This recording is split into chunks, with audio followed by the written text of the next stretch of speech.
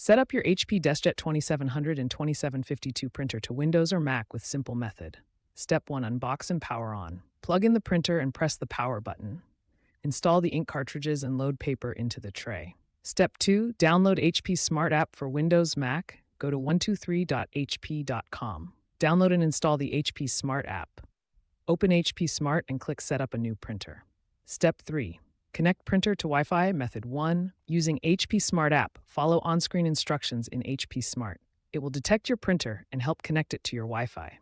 Method 2. Manual Wi-Fi setup.